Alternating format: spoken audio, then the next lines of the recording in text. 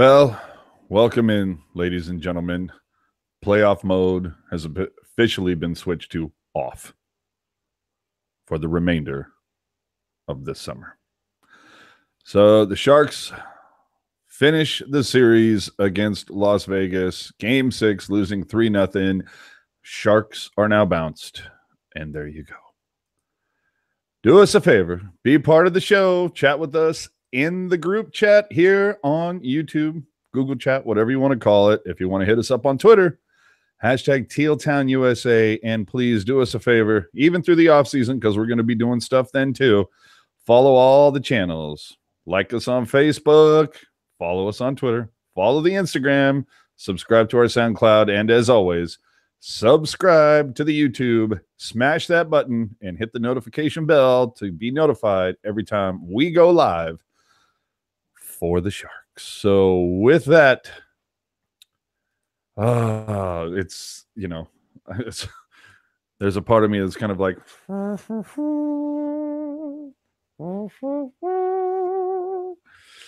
but it is what it is. Another season in the books, ladies and gentlemen. With me tonight so far, and I expect more to join, but with me tonight so far, Mr. Kevin Lacey. Hey guys, this is usually the most difficult show of the year for obvious reasons. So fuck everything. Those of you in the chat, please be kind to one another, because obviously animosity is at its highest, especially on Twitter. In fact, follow us on Twitter and then get off Twitter for the rest of the night, to be quite honest. But we're going to throw our opinions at you about the game. Again, they are our opinions. You're allowed to have your own, but please chat us up throughout the night, but be respectful. And, I shouldn't have to say this, but I might as well. If you're going to come in here as a Vegas fan and try to troll us, you're going to get kicked like that, because Laurel and Gen X are very vigilant about that. So if you want to come in as a Vegas fan and say, hey, it was a good series and, and be intelligent about it, more than happy to welcome you in. If you're going to try to troll us, you're going to get bounced and, go. I know it's like, this is like you're having your first beer, but, act like it's not your first beer. So, have a little respect, guys. Also joining Puck Guy 14, Eric Cura. Good evening. I wish I had no voice, because that would have meant I was yelling and going nuts. Unfortunately, just not the case tonight.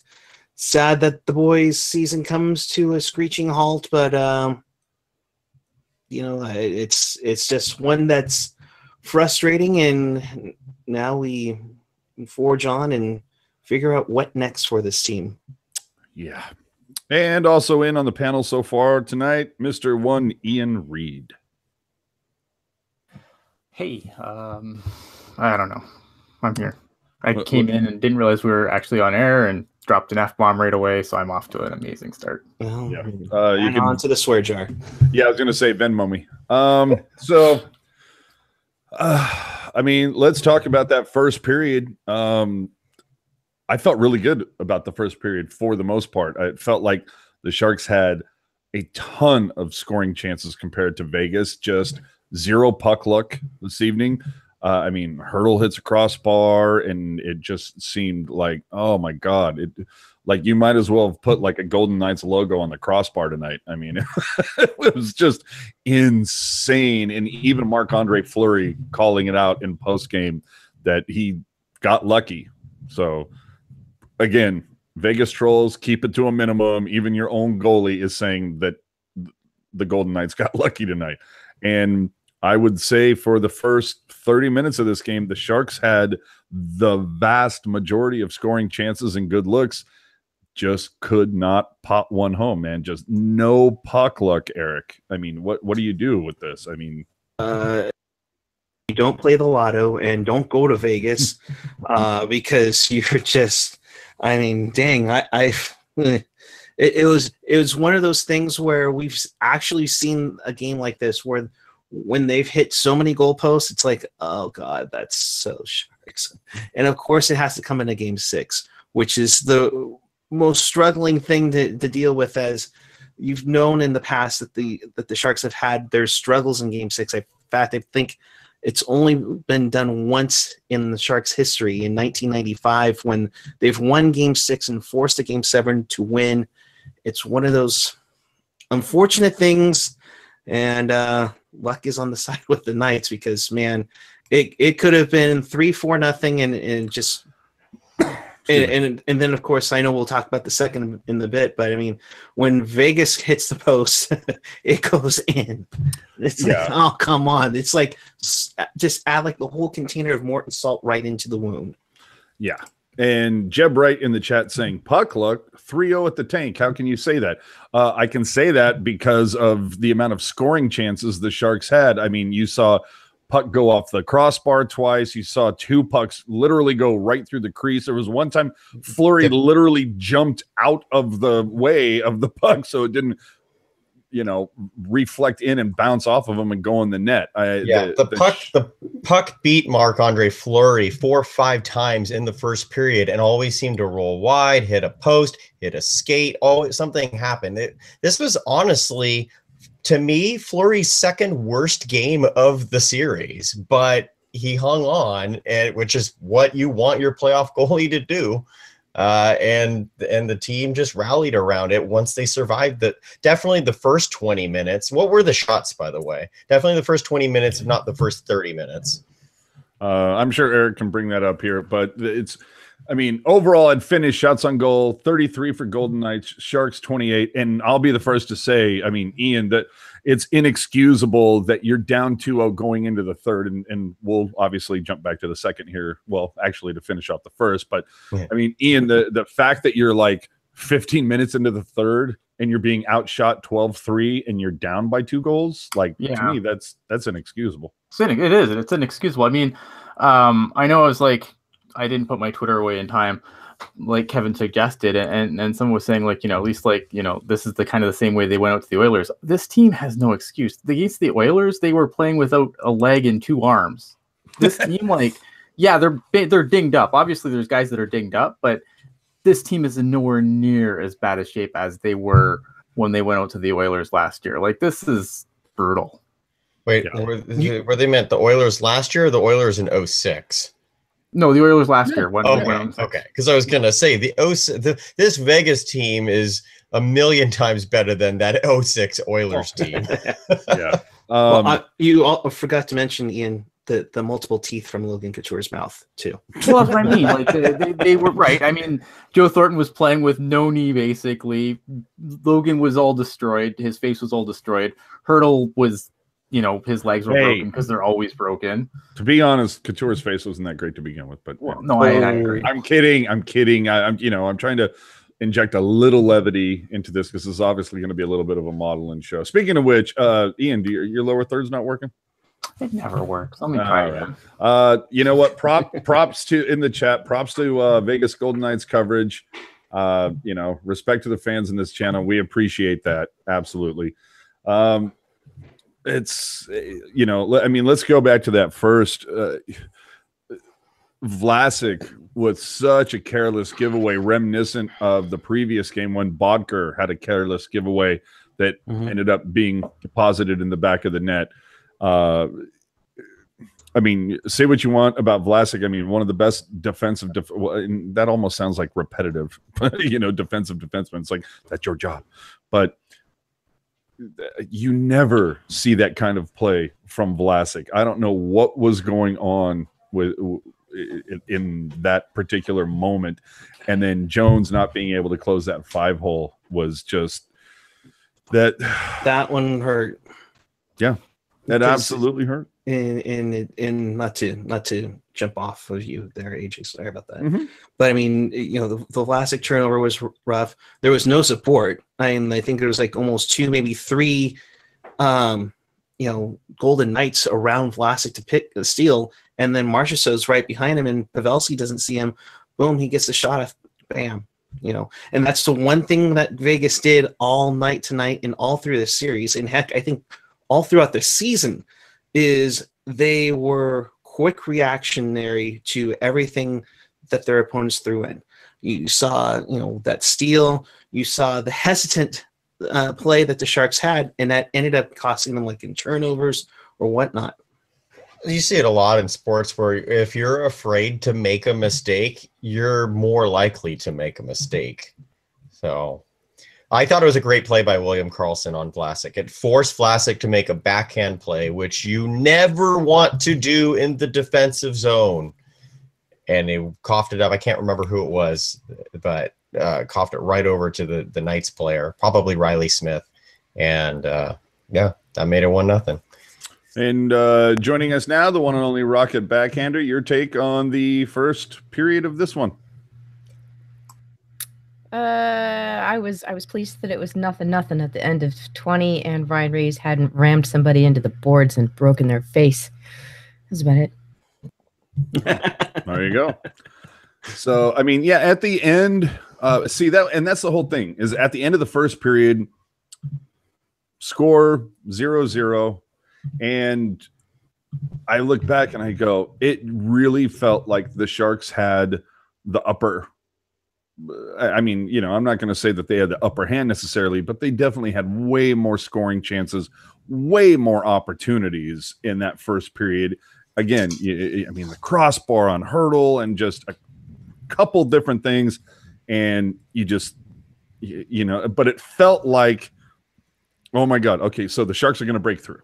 They're going to break through. And that's been a recurring theme in this series. I mean, except for game 1, the other 3 games that Vegas won in this series, the Knights lost the first period in all 3. But Marc-Andre Fleury, I'm not sure, if he even gave up a goal in any of those 3 in the first period. Like, he was amazing for them. And pretty much all year, the Knights were a third period team. So as you were talking about with the Sharks ultimately going down 2-0 going into the third period, that was a dagger for us because that's their period. We needed to make it ours and we couldn't.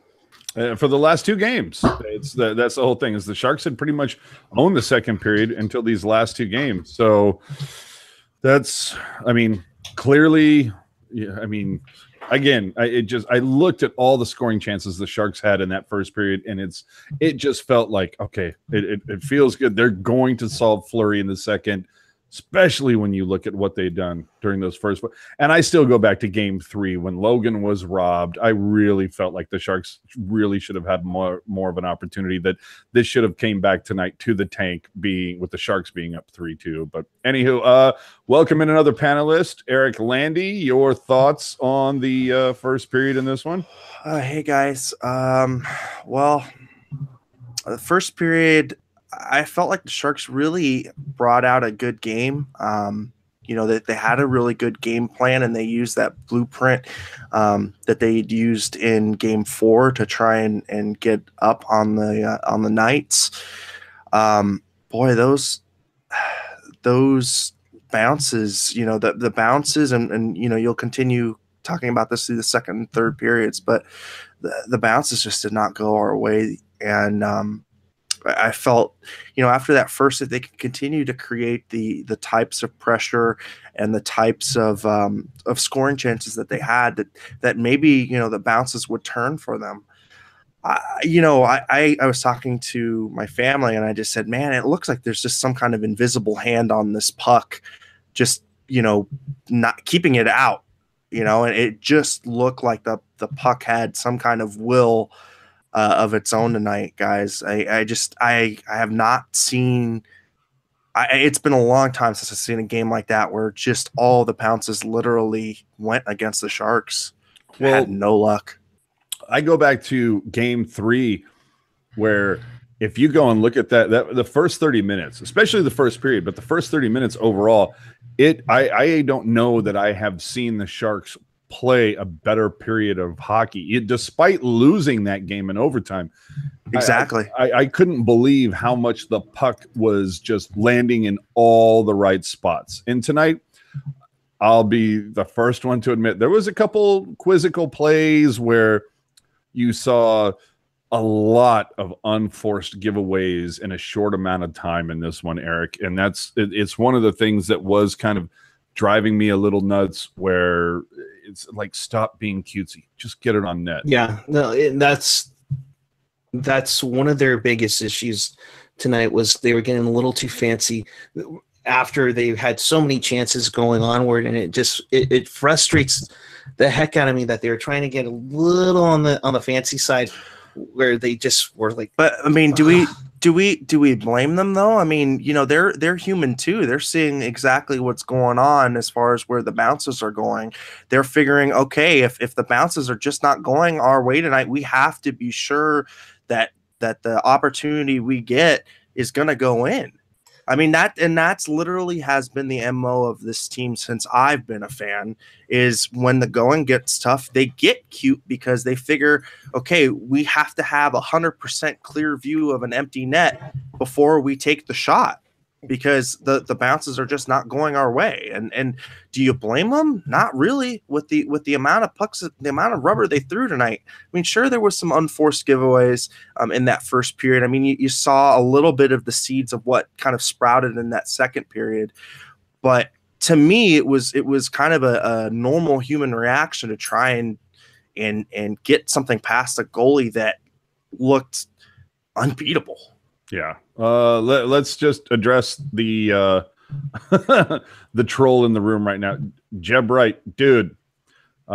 Jeb Wright saying, what a joke. The puck is controlling the game. The Sharks should have won this game or that game. You guys are pretty biased.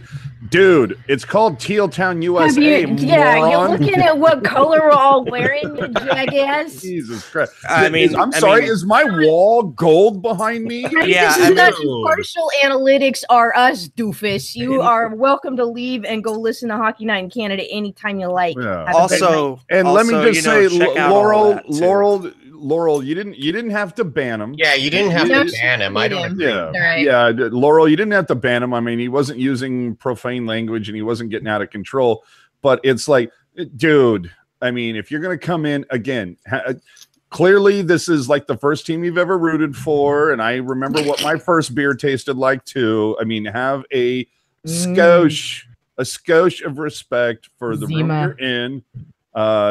Again, and what's funny is go listen to Sin Bin after game 4. That's you want to talk, you want to talk biased takes. I mean, give me a break.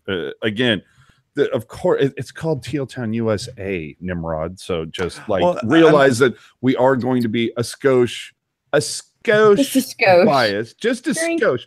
But the fact of the matter is, you listen to other podcasts. I'm sorry. I think we are one of the most honest, but we are the Drew Remenda of podcasts. Okay. So I'm just saying. You've got more hair. Yeah. Oh, well, I would hope so.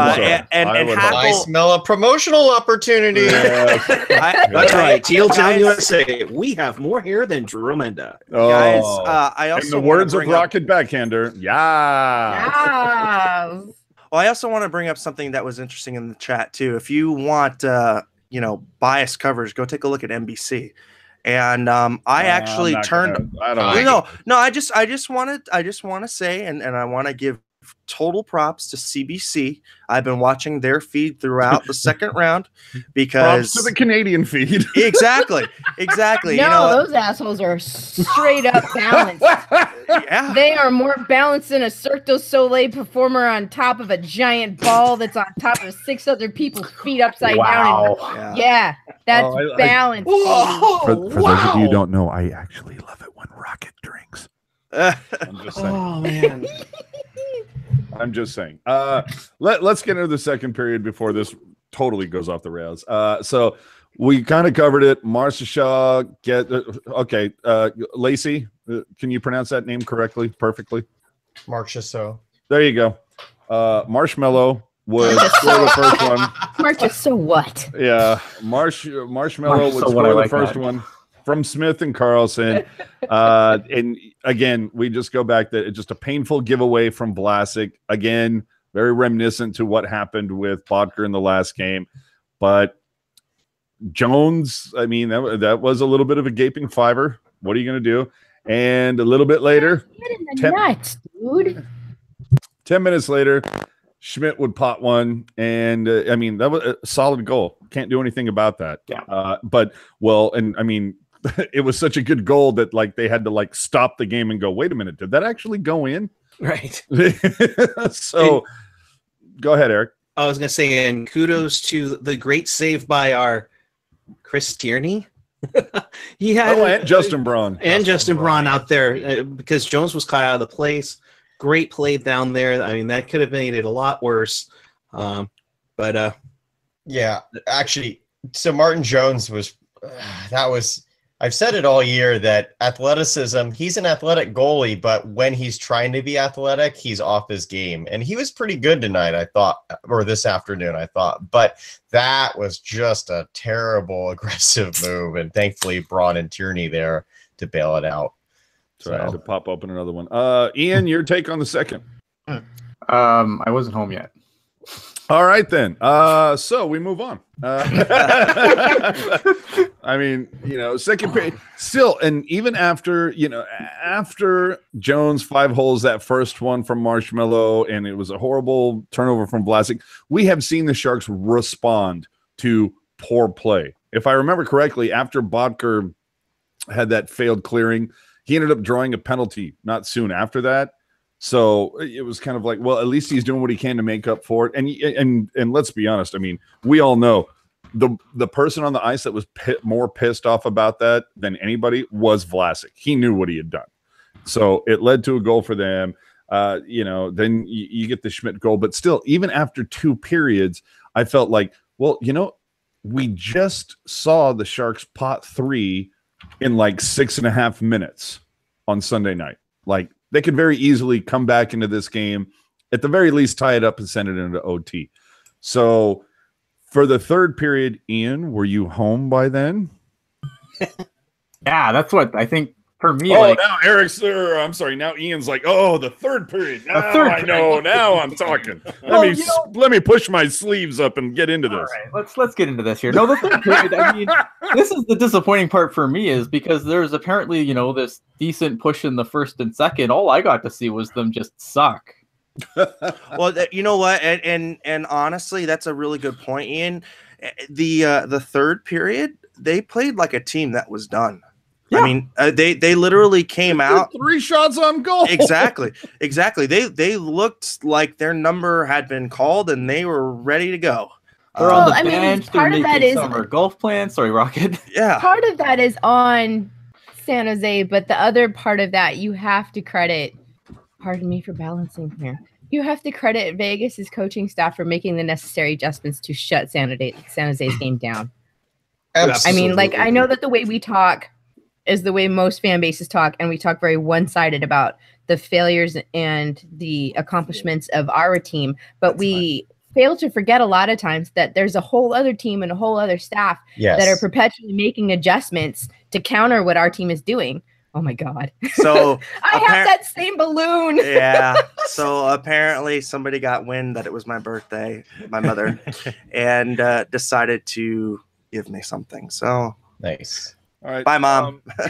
Let me jump in here real quick, guys, before we bring in Alex. So Kevin Kerr's already tweeting out that Evander Kane had a separated shoulder.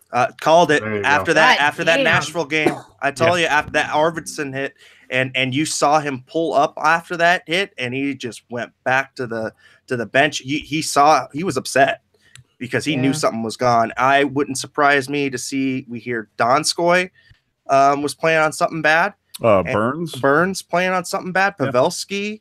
I think Hurdle and Couture were maybe the healthiest. That's a change. Hurdle, an absolute beast in this one. But Kerr's tweeting out, Evander Kane tells me he had a separated shoulder and earlier an MCL injury. So for all the people on the Twitter machine that were lamenting about, Kane is nowhere to be found after, the way he started everything. Well, there's the reasoning behind that. And that's going to happen. I'm still a little, considering that this is an elimination game, I'm still a little, kind of wondering that I was surprised that Thornton did not start this game. And I mean, we can get into that in a second. Let's just go to the third. Yeah, but I want to tag need to off come what back on that, Rocket though. said about third. Yeah. I mean, This we can just go. in, Kevin Kurz has confirmed that the reason Joe Thornton did not join the team is because he's dead. Oh, wow. Okay. Well, somebody that- tweeted that at could me happen. with a kind of an interesting take on it. So when you guys are all done, I do want to shed some light on a take that might be illuminating. Let's finish the game and then we'll get into the takes. And then Ooh, that's love the also that. Well, yeah, not the hot ones, just the Oh. intelligent ones. Okay, an occasional hot one only Okay. because it makes Ian feel better. Thank you. All right. Eakin, of course, pots one towards the end because all bets were off and the Sharks were pressing. Though I don't know how much they were pressing if they only get 3 shots on goal.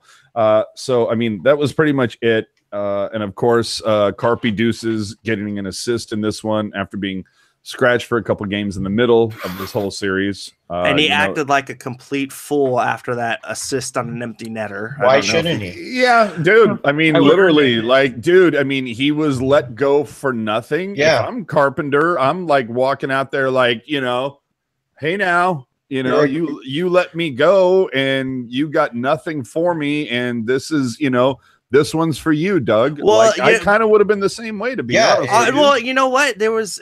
I'm sorry, but he had an audition. It was his fourth line to lose, and he lost it. Sorry. I mean, I'm not gonna make That's a good point. sorry ass excuses for him I'll because you know give what? He found it. He found it in Vegas, and he did, and he worked his way back. He But- fa- Well, he I'll give you found that, out wanna but say- I I wanna think say one thing. Can I I give think you one? something also needs to be said for Doug Wilson needing to be able to recognize. Can I say something here too? No, and so anyway, no. go ahead, Ian. No, I was just gonna say that the thing with Carpenter is that he had a lot of his success in Vegas on the wing, where with Peter DeBoer Yeah, it was center. center or bust. Yeah. Just, I thought that should be just we balance. I have a balance. quick question, real fast. So, Yes. does Goodrow just stay in the doghouse forever until he's traded for a fourth line or first rounder? Or? He stays there until it doesn't. They're just going to keep pushing him. They're going to keep putting him on waivers, just push him down to the professional- CUDA until somebody picks his ass up.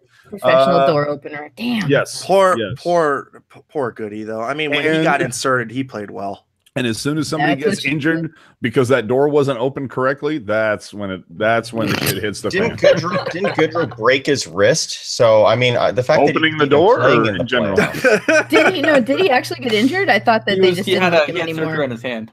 Yeah. Oh, Yeah, that's he was- right. he Okay, missed so the does last, he like, go back to the month. CUDA and then kind of work his way back up, or do you think that's it? Oh, nobody cares. M. I Hackle. care. M. Hackle. Vegas will pick up Goodrow. Yeah, they probably will. Man. Okay, guys. I mean, we've been so rude because Alex has been in here for like 10 minutes and we haven't given him an opportunity to say anything despite the beautiful jacket he's wearing. So, Alex, your take on the game. Overall, it was kind of a disappointing effort, especially the third period where you only had 6 shots maybe at max. Yeah, at total. And can we all just, golf clap for Alex for spelling that sign behind him correctly and not backwards, That's an inside joke. By the Good way. job. Can I just really go off in a hot second about how much your wall has improved over the course of the All season? right, everybody mute up. It's time for Rocket's retort. Go ahead. No, that's it. You started out with a white wall, and we were like, who the hell are you? And then it's teal, and now you got stuff on it. You're doing good, kid. You're doing good. I mean, you're no Rocket backhanded, but it's getting. That's true. Hey, it takes a village to make a rocket. I stuck up. Welcome for to the Alex show, on boy. that new wall. I should probably paint it white because that's when they were starting to win, but whatever. Or Oh, just so it's your fault. dude, just hang your dry cleaning on the wall, and you're already ahead of Landy. Oh yeah. And, at least it would be clean. So Kane saying, to how hurt was your shoulder? It was good enough to play. It means my arm didn't fall off, motherfucker. Yeah, It was looks like just- he probably injured it during the Ducks series, and the MCO was during the Nashville game. No, other way around. Other way around. Yep. Okay. So So we're finding out about Kane. Honestly, you know, I didn't think that we would hear about the injuries until tomorrow, like, you know, locker clean out and all that. So we've already heard that Kane playing with a separated shoulder. And this, you know, I'm not trying to be a dick about it, but there were an awful lot of people on the Twitter machine saying, you know, oh, Kane's such a huge bust, and in my mind, I'm going, there has to be a problem with him. Yeah, you know, I assumed it was a wrist problem, but either way, there was so many people just screaming like, okay, so the Kane experiment didn't work. Let's jettison this guy and move on and blah blah blah. No, you're idiots. Like, let's Kane, we don't make the playoffs. Exactly. Right. Exactly that. Right. And I guarantee you right now, there is something going on with Burns. I don't know if it's a broken foot but there is something also happening with Burns. It's a broken defense bone. It's one of those things that we're going to find out. We will find out in the next 48 hours when they have locker clean out and all that. We're going to find out all the stuff. I mean, we've seen it before. Every season, every series, you find out some of the ridiculous things that these guys are playing through.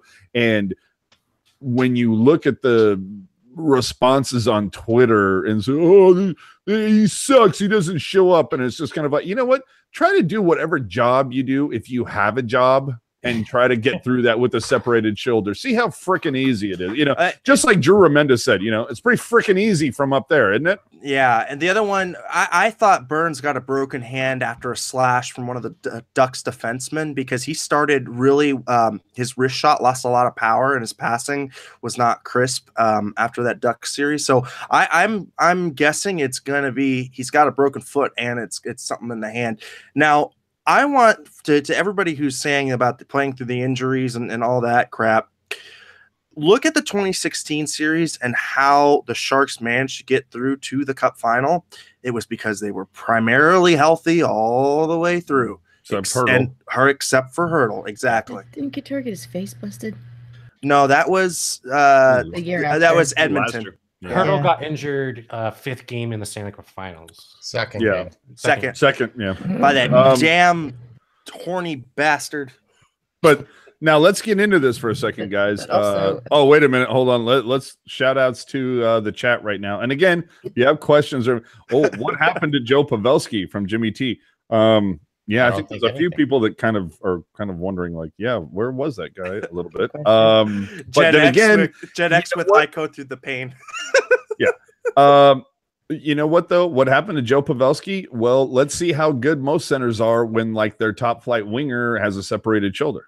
You know, I mean, and Pavs, for all we know, might be hurt as well. And again, I'm sure we'll find out over the course of the next 48 hours per usual. NBC, the guys Brody, Baker, Brownie have gone off the air. So if you're just now joining us, we appreciate it. Thanks for coming into Teal Town, USA. We do this after every single Sharks game. And as you've come to find, if you read the Edmonton Journal, sometimes we get some audio stuff that it gets picked up too. So, you know, tune in to the SoundCloud, subscribe to that, subscribe to the YouTube, hit the notification bell. It'll let you know every time we go live, and we would appreciate that. Absolutely. So let me ask you guys this, and you know, and I'll start with Alex just because he's far left on my murderer's row of panelists. Was that night? Let me see. I got to see. This is how bad it is. I got to look it up here. When was this? The 27th? No, not the 27th. When the hell was it? It was versus Winnipeg, right? January 4th? 23rd. January 23rd versus Winnipeg. Is that, in fact, the last time that we have seen Jumbo wear a teal jersey? If the Sharks didn't have the All-Star game, I would say yes. But of course, since they do in hometown, I think it's going to be a way to celebrate Joe Thorne's career. If he gets selected, as that tends to happen as a home team selection. I think that's the only reason he comes back. I think he was set on making this his last year also, but I think that's one of those main reasons. I don't know about that. There's only 7 skating spots, I think, on the All-Star team for forward. So if Joe Thornton's our All-Star representative, then our team's going to be garbage next year. Yeah, I completely concur. I mean, Puck Guy, your yay or nay? Have we seen Jumbo's last opportunity? Because we are getting questions in the chat that says, who should stay, who should leave. So, well, and funny you say that, AJ, is because I made everything I say is funny. But go ahead. Well, I put up a little graphic here because here's what the free agents look like, and you're going to have to pay Tomas Hertl some money. You might pay Chris Tierney some money, even though he only had 2 assists in the playoffs. Was it really worth putting Ward, Hansen, and Mashinter on this graphic? I put everybody on there. Wow, Mashinter, I forgot about that guy. Yeah. I thought Ward had 1 more year left. No, that's Martin. Martin has 1 year left. You also on this list can also include Pavelski and Couture are available to start negotiating their contracts with the Sharks come July 1st. Currently, they have 45 contracts, $60 million on the cap. To be quite honest, I think it comes down to what the Sharks do with Evander Kane if they sign him, or if they. Shocking that we mentioned this before. It's not like it's the 1414th time that we mentioned it. If the Sharks might go after John Tavares. But I think can we just stop talking about that until it happens? Hang on. I say that only because there's always that possibility, and you have upwards to 14 to maybe 20 million in the cap space to use it. If I think that they don't go after him, I wouldn't be surprised if they re-up Jumbo. You know what? No, that's the thing is I think that you go after Tavares, and if that does not pan out, he re-signs with the Islanders or goes elsewhere, then they turn around and go, "Oh, Jumbo, we still love you." Yeah, exactly. I don't think it stops at Tavares though. Like, I think that they're gonna shell out money. I think the plan for the summer how much? I mean, you look at between Ward is out, Hansen's out, and Thornton is a hit and miss, and let's bring up Eric's graphic again. So Ward is gone, Hansen's gone, Martin's going to be a buyout. About, like, bringing Sharks back. I'm talking about, like, I think if they strike out on Tavares, they're going after like a JVR or someone else. They're going to spend that money. I totally absolutely. That's what I completely agree with you. I'm just saying that losing Ward, losing Hansen, and possibly Thornton, that frees up, almost like 15 million in cap space right there. Mm-hmm. And you can throw, say, 7.5, 8 of that at re-signing Kane. That still leaves you with like 7 million. Mm-hmm. You could do some damage. And the fact that Sorensen is still here next year at $700K, which is like a steal. Mm-hmm. I mean, and of course, I don't know. Unfortunately, I don't have like Cap Friendly in front of me. But I'll do it. I got it. Well, the point that I want to make. Oh my God, did it sound like I was done talking? Because I wasn't. Let him have his moment. But Eric Fair was playing for a minor league San Diego team like 3 months ago, and so we're paying him $2 million. He's going to be UFA.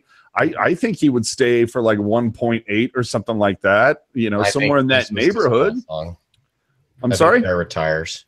Fair, really? I don't know, man. He really solidified that bottom line. So it was a great pickup. Great pickup. That pickup got the Barracuda into the playoffs, but I think this was his last chance at an NHL job, no matter how he did. Great point, Kevin. Great point, Kevin, on that one. And I think Sorensen is going to get much more opportunity come training camp. I mean, you should have. There was a couple times tonight where I wanted to like wring LeBank's neck during the power play, and then I wanted to wring DeBoer's neck, saying, "Why are you not giving Sorensen a chance on that top power play unit over LeBanc?"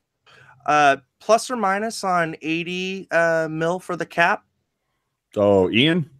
Yeah, I'm thinking 82. That's yeah, where cap's going up. I just haven't seen the actual number yet. But What is it it's at going currently? up. 75? 75. If Plus- Vegas does not win the cup, then 78. If they do, then 827 bajillion. Hey, that'll level because- out the playing Wow. field. Because there's automatic, remember, there's an automatic 5% escalator, which they're going to use. So I'm guessing we're going to see an 80 plus million cap. But the other thing that I want to see is I want to see a Bodker and Martin buyout, because you get about 4 to 5 million right there in buyout. Definitely want to buy out Martin. You know what? I would.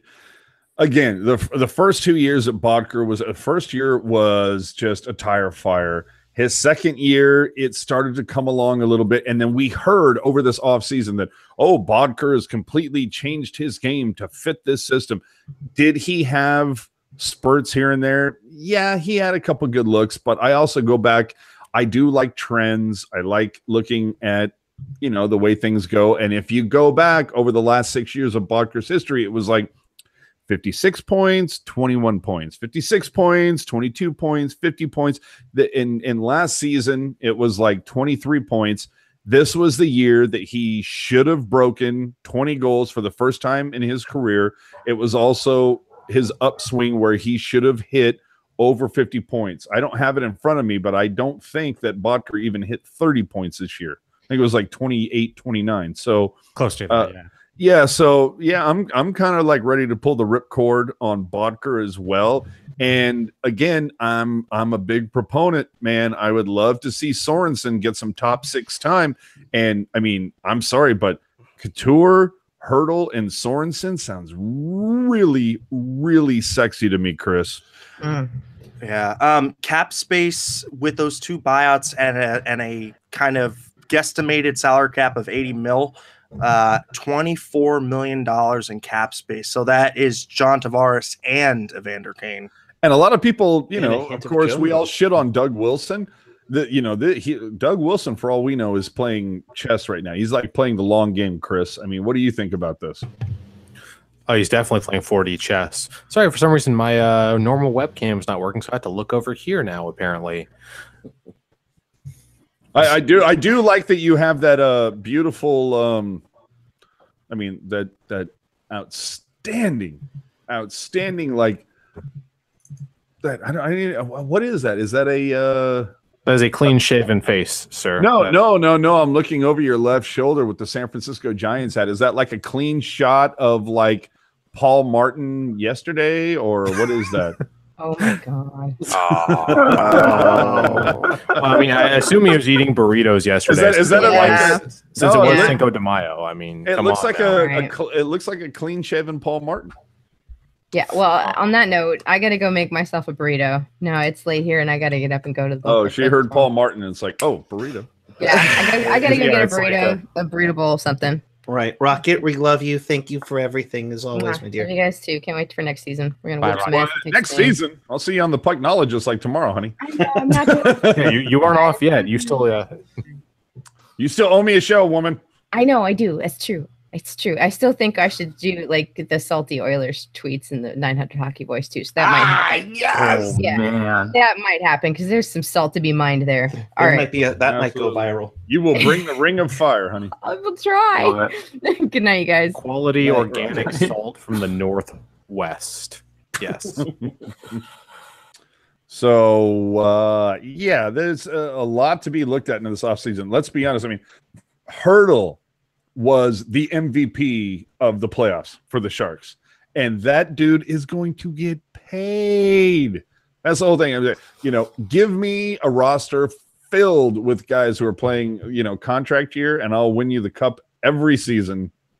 Hurdle, it was just great to see Hurdle just be healthy for an extended playoff run. Mm-hmm. But he was a sexy friggin' beast this playoffs, especially during Vegas. So he's going to get paid. I think there is a huge debate to be made for Tierney getting some love. I mean, 735 this season. He's going to be RFA. I think you at least double that minimum. I mean, he's going to be third line center the way that it's working out. And Tierney only put up the 2 assists in the playoffs, but defensively he was a beast. On faceoffs, Dude, he had was a save beast. tonight. Like he did a great job in the playoffs Could've on run the every Vezina aspect tonight. but the score sheet. Yeah, absolutely. So I think Tierney's going to see some cash.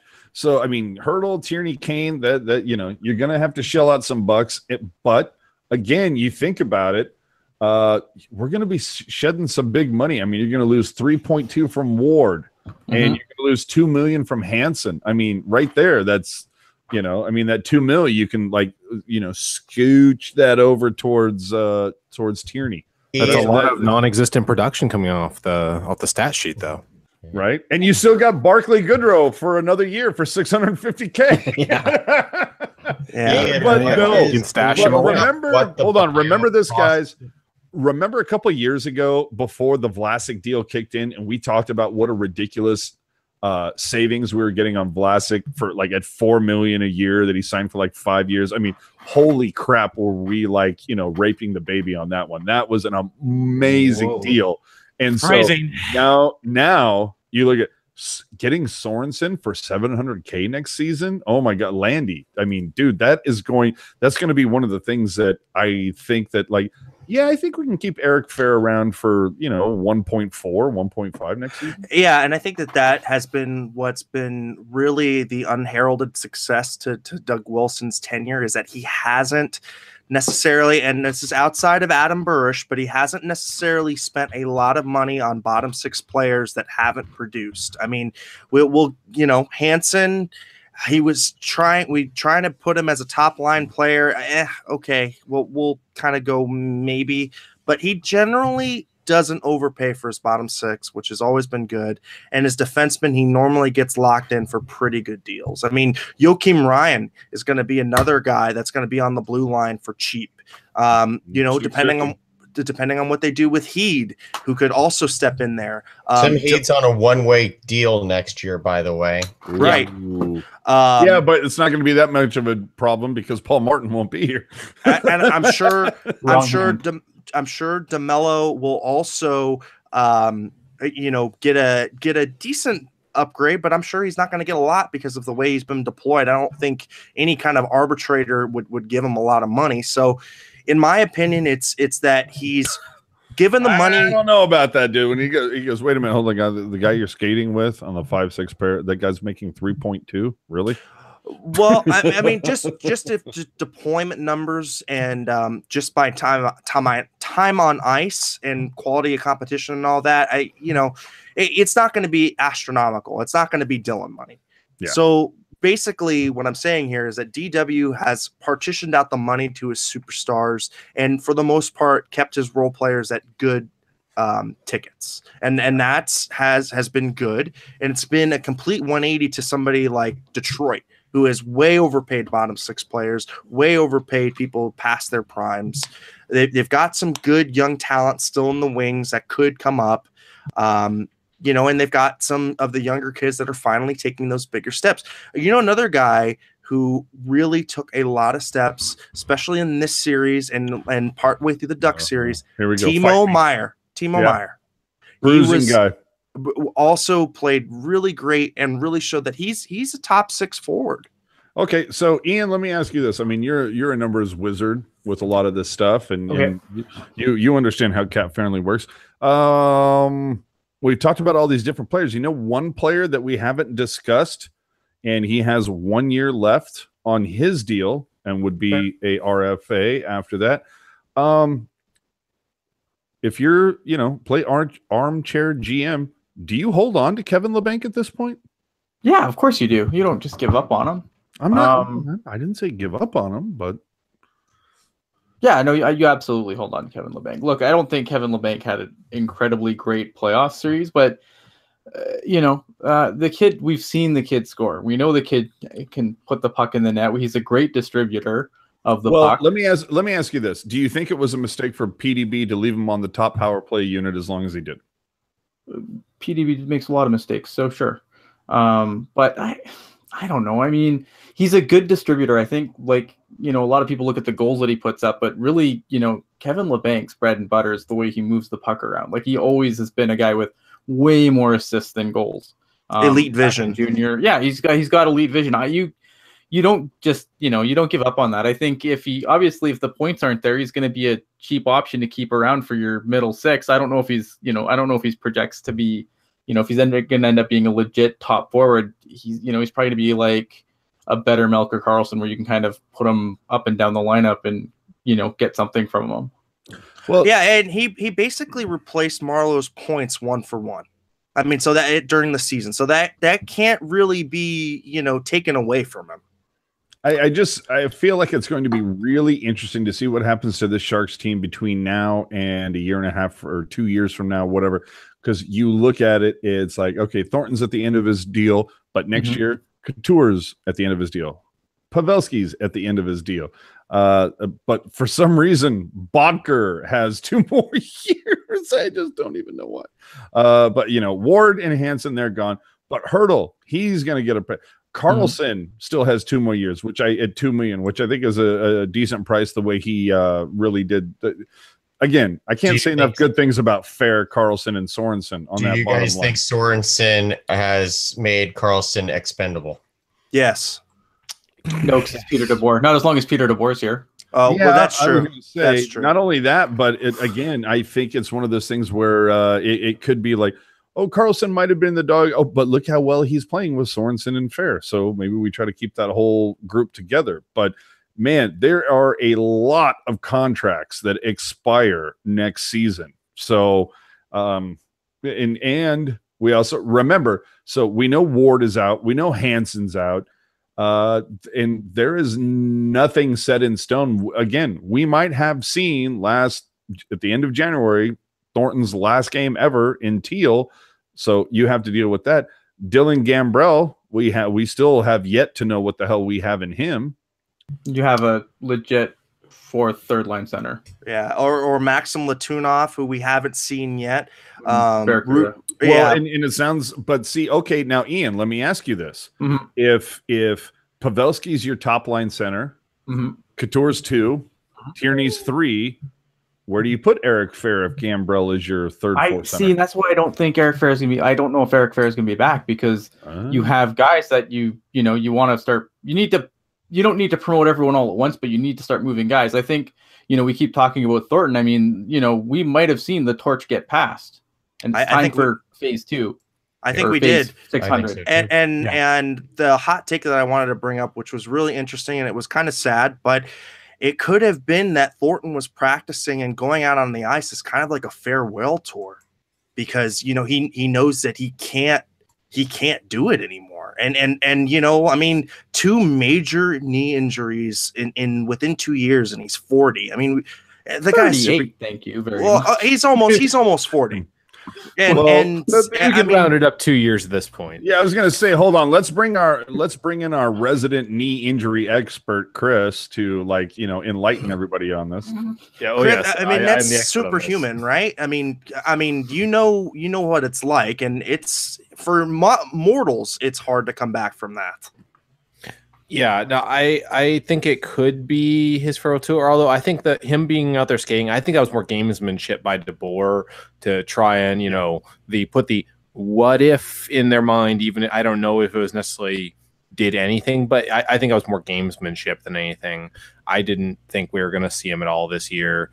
I think he'll try to come back next year, and it wouldn't surprise me if he's able to do it. But I think that he gets one more knee injury, I'd say he's done for sure. It's kind of like if you have 3 within a short period of time, that seems to be where you're done. Again, I'm just going to go back to it that in U.S., I mean, Landy remembers it when I showed him the ticket stuff for me going to the Winnipeg game, where I sat there and held it up saying, this, my friend, might be something to hold on to, because it might have been the last time we ever saw Thornton play in Teal.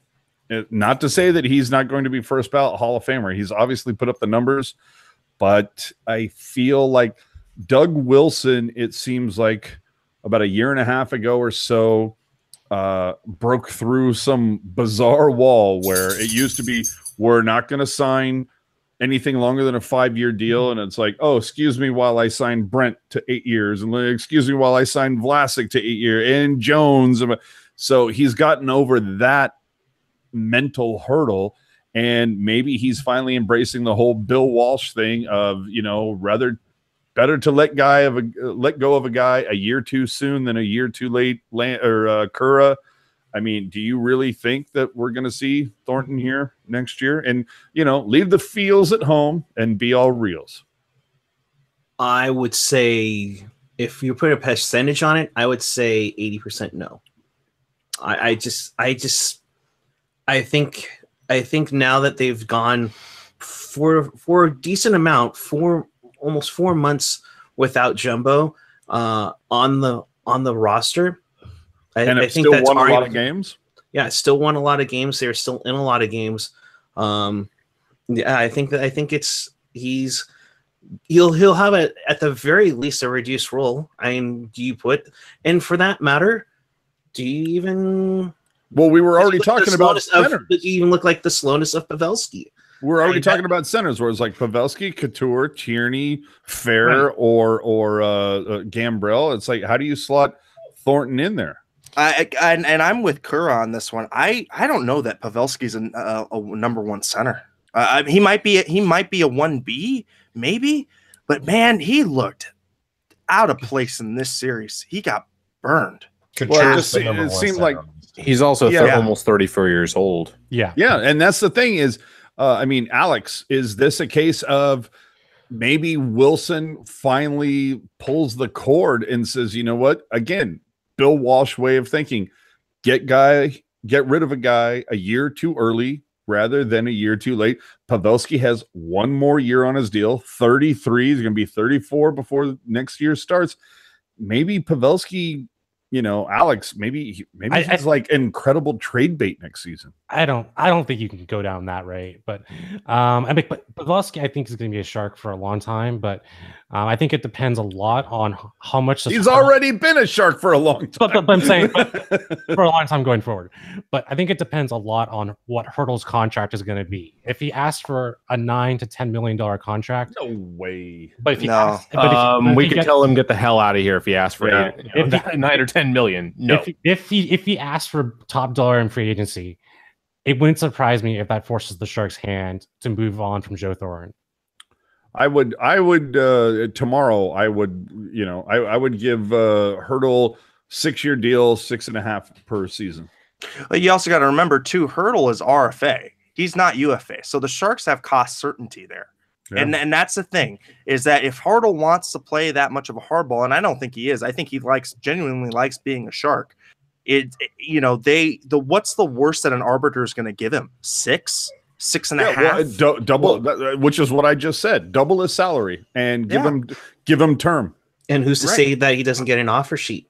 And keep in mind, he's when was the last time you saw an offer sheet? I doubt the offer sheet, but I see where Eric's going there. I mean, if there's an opportunity where somebody smells it ripe. However, the only reason I would pump the brakes on that just a little bit is because the amount of cap space the Sharks have. You only see offer sheets happen when you've got a cash strapped team and they've got a pending superstar kind of RFA. That's why we saw the shenanigans go on in Chicago, because Doug knew what the cap was like in Chicago. That's why it happened. It has to be very ripe for that kind of thing to happen. And I don't think so here. The other storyline is, though, Kane is looking to make a big deal. This is probably his last year. Maybe he has maybe another year, maybe another contract where you can make the big money for his contract.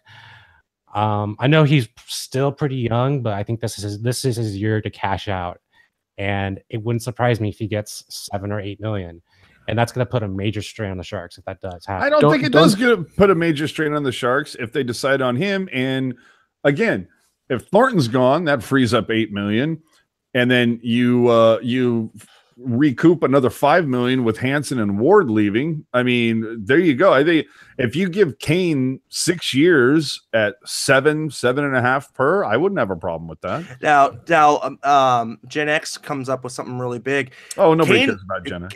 Kane will ask for 7 over 8, but he'll settle for 6 over 5. And I totally agree with that. I think that the Sharks need only because Kane we're so much closer to Vegas. Well, I know. I think that the Sharks money phone, hashtag money phone. Yeah, Sharks need Kane as much as Kane needs Sharks. I think that's what a lot of people need to realize that too, because it is a good marketplace for him. Don't forget with Kane. I think to the point you're making there, Eric. With Kane, I think he's already learned that he doesn't want to be in just any market, because there's definitely some markets that he is going to hate. So you don't necessarily want to chase the money to any dang market. That's how you end up in another Buffalo. So and Kane already seems way comfortable here. Yeah, yes. I imagine there's a good chance that no discount, but I think he'll heavily consider any serious offer the Sharks make. If the Sharks are around whatever the market is dictating, I think there's a good chance he'll take that. Because if he's chasing the money, he could end up somewhere he just will regret being, but he'll be well paid to be there. Well, and DW has right now. I mean, Alex, Chris, Landy, Ian, Lacey, lower third's not working for any, huh? No, Google hates me. That's my lower third. I have the Google lower third luck of the Sharks puck luck tonight. All right. Anyway, it's could be a very interesting offseason, and it could be very. So somebody had tweeted. So the Sharks with that loss tonight. Did I read that correctly? Like they finished 21st in the draft. Yes. Ian? Yep. Yeah, sounds about right. Yeah.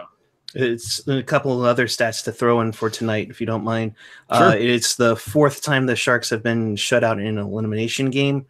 And it continues to their losing record in game 6s. Yeah, 2002 against Colorado, 06 against Edmonton, 07 against Detroit, and then tonight against Vegas.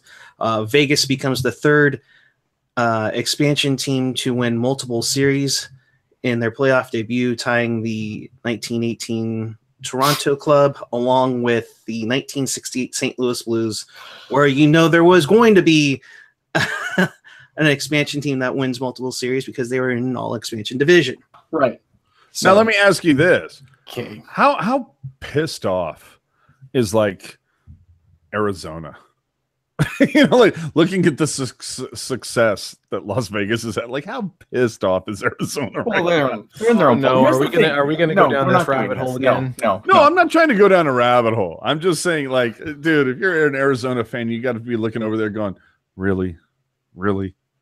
Like there was a lot of people that thought the Sharks were going to put a halt to this whole magical mystery tour that the Golden Knights have been on. And so now we clearly have to hang our hopes on like whiteouts blind Vegas.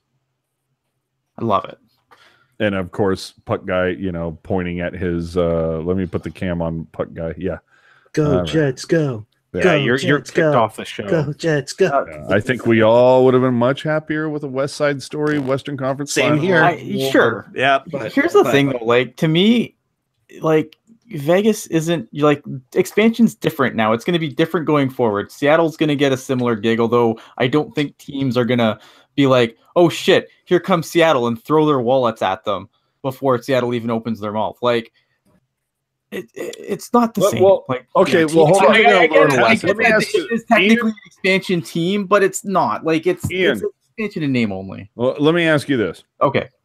In a couple years, whenever the whole Seattle thing happens, and Vegas with all the other 31 teams has to put out their list of protected, unprotected. How do you think that Seattle's going to do their first season when they take Marc-Andre Fleury with their first pick? Hold on. Vegas actually, hold on. Vegas will not be subject to the draft, from what I hear. Yeah, they will be. They will be exempt. Seattle is still going to take Fleury with their first pick. They're not, because because unless Malcolm Subban becomes super goalie, they're not going to be in the same situation Pittsburgh was. Where, but the whole point's moot though, because Vegas gets expansion protection. What? Who cares? That's completely. Yeah, that was they knew that going in. They also don't get any cut of the Seattle expansion. They don't get any of the money, so they don't. Right, but I'm just saying. But the picking the Marc-Andre Fleury or the Malcolm Subban is kind of moot. Sure it is, but here's the thing. Vegas, look at the expansion at the start of the season. We all thought this team was going to be dog shit. Yeah, they had favorable expansion rules. You relocated the Thrashers. The Predators almost moved. Almost every expansion team's changed ownership multiple times. The teams that haven't had any playoff success have, barely survived because winning matters. They did it right. Like, I hate to say it, they did it right. They have it right. The problem was teams like Minnesota who threw their wallet at Vegas for no reason. Somebody said, thank you, Minnesota, for debalancing the powers in the Pacific. that was something that we talked in just before the season started, was the fact that those rules were put into play where every team was allowed to, what was it? It was like protect 10 skaters overall or 7 forwards. It was 8-1 or 7-3-1. Yeah. So either way, whatever the protection scheme was, the fact of the matter is there were more than a few teams that said, okay, here's our list of people. And then, oh, you know what? There's this one other guy that we kind of like. So we're just going to like toss a fourth at you or toss a third at you over how much we value this person. And to me, that was the part that was bullshit. I thought that stuff should have been invalidated. It's no. We're all going to start where every team gets to cover those amount of players, the ones that Ian just listed. But here's the thing, though. That has been a thing in every other expansion draft. Yeah, exactly. Sharks threw players at. Oh, well, it doesn't mean I have to like it. Fair. But I mean, the Sharks threw prospects away to protect Evgeny Nabokov once upon a time. Yep. Well, there you go. Okay, so I'm going to toss it over to Alex for a minute, and because feels like it's been like a year and a half since I've heard from him. So, Alex, like your thoughts, just like on anything, to be honest. Oh God. In general, I don't think I'm going to blame Vegas for taking the players they play. Just in general, you don't usually get a Stanley Cup goaltender in the expansion draft. It doesn't happen, and that's why I think also their defensive core is pretty good, and having that in your first year, it's you don't normally get those things your first year of your franchise. Usually you have to build up towards those. For the most part, I'm getting major league motion sickness from your camera moving. It feels like I'm on a boat. Yeah. I'm just kind of going back and thinking about the Evander Kane trade, and I know that we had high expectations going forward for it, but do you think it actually panned out? Oh Christ, he's still talking? Yeah. Good question though. Because we got into the first round or second. Oh, round. somebody mentioned Niemi in the chat, right? That's why he's still talking. Oh no, I'm kidding. We all bust each other's balls here. Let it go. At least he's won a cup. Dude, I would have won a cup with that Chicago defense in front of me. I probably would have. Yeah. Adam Bursch also has a cup. Yeah, that is all true. Right. Yeah. Oh, and Tyler Kennedy as well. I was okay. So with that, if you've won a cup or would like to win a cup, hit the subscribe button down below and the little notification bell. Subscribe to our SoundCloud because we do have a lot of audio only stuff. Did a fantastic interview earlier this week with Drew Remenda that was so good. Edmonton Journal picked it up, and hopefully Drew Remenda said, I'm never talking to those guys again. We'll see how that works out. Oh, the pure salt. The just pure. A lot of salt by Edmonton Oilers fans. Salt. I mean, if you want a good laugh, go look at that on Twitter because the salty Oiler fans, it's delicious. Dude, I held Canadian fans into like such a high regard until I saw the comments, and it was just like, wow. Ian with fuck Edmonton. Listen.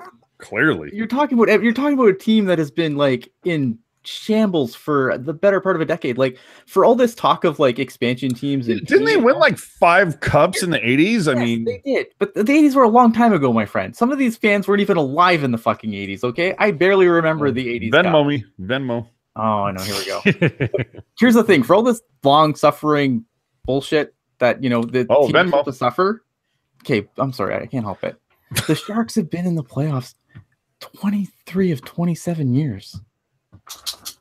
Like shit, for an expansion team, much more playoff hockey than anybody else out of the other expansion teams. So I don't know what to tell you. Clearly, Edmonton fans just are not interested in hearing the truth, and that's why Remenda has, you suck. But I think my favorite. Do you want to know why? Do you want to know why Edmonton is bad? Edmonton is bad because Oh, they here we sold go. their souls for those cups, and they sold their souls for Wayne Would Gretzky. you not sell your soul for a cup in San Jose? Hello. I mean, I'm starting to believe the other way is kind of better. Well, yeah. Well, let me know when that option's actually on the table. No, my favorite comment about Drew was though, like, oh, he was insufferable for the first 2 seasons. Then he got better last year, and the Oilers were good. This year, he kind of regressed like they did. It's like, or maybe your team was crap in those 2 years. Yep. They got good last year, and you liked him better because you didn't have to criticize them as much. And this year, they were crap again, so we criticized them more. Yeah. Funny how that works. Rob Iman, though, puts a cherry on top. Shirelli is not smarter than a 5th grader. Really? We're playing that game, are we? Yep. Okay. That's why Edmonton's bad, really. Okay, well, let me also ask this too, as we've talked about, certain guys like Hansen leaving, Ward leaving next year. Obviously, the Martin buyout.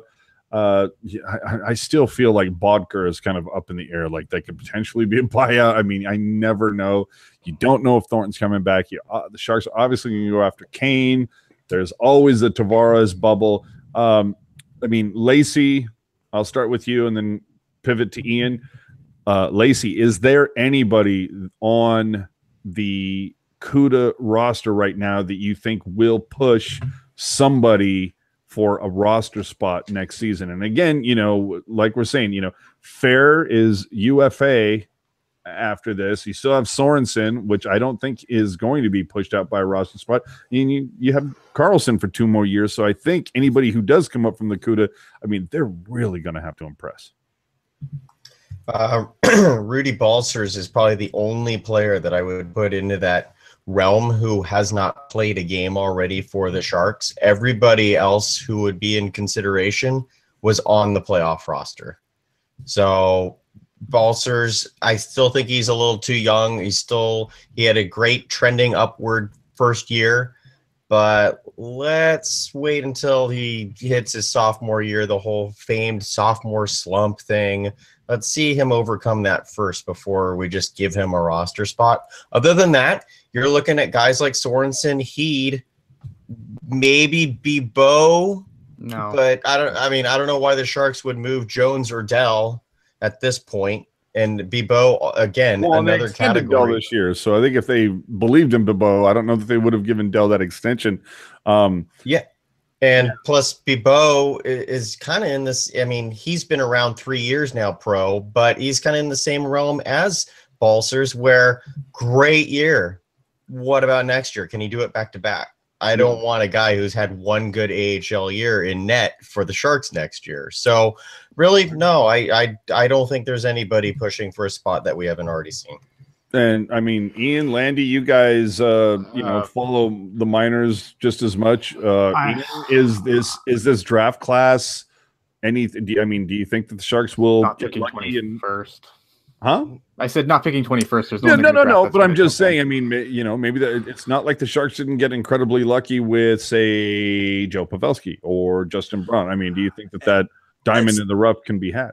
So I'll speak real quickly on this, and then Ian, you can take over, and because I'm sure you're going to be able to expound on this, but you can't really project out a Joe Pavelski. That's why it's so rare, and so it's literally, if you want to have that happen all the time, you've got to have a bunch of bullets in the 6th, 7th, 8th, or well, there's not even 8th anymore, but between 5, 6, 7. It's because it's literally pulling out a lotto with a blindfold. I mean, Jesus Christ, Gen X, you're fishing on that one. But go ahead. So as far as picking out somebody like a diamond in the rough, it's too hard to call. I mean, even in the second round, it gets dicey. So to me, this draft doesn't look too great for centermen. It's not really a center's draft. You could get a potential good winger out of it. Maybe a puck moving D, but there's no stalwart Ds besides Ristolainen, or not Ristolainen. He's going to play with him. Dahlin. Dahlin and Ristolainen is going to be a good pair, by the way. So, you're going to either find a puck moving D or a winger in this draft. Ian? Before Ian goes, I should probably let our affiliates know we're going to run long tonight. Very, very long tonight. I think as far as like guys coming up from the recruit, I mean, I'm pretty much with Kevin. I believe that this team is gonna pull up their wallet and just go shopping. I don't think the plan is to bring any more kids up. I think if like a guy like Gambrell has a really good camp, then he could find himself on the opening 8 roster. But I love Rudolph Balcers, but I don't think he's NHL ready yet. I'd let him, I'd let him be where he is, let him be the injury call up this year, or whatever. But, if Rourke Chartier wasn't made of glass, then he could be an option too. But I think a lot of these guys, they just, there's no rush to call any of these guys up.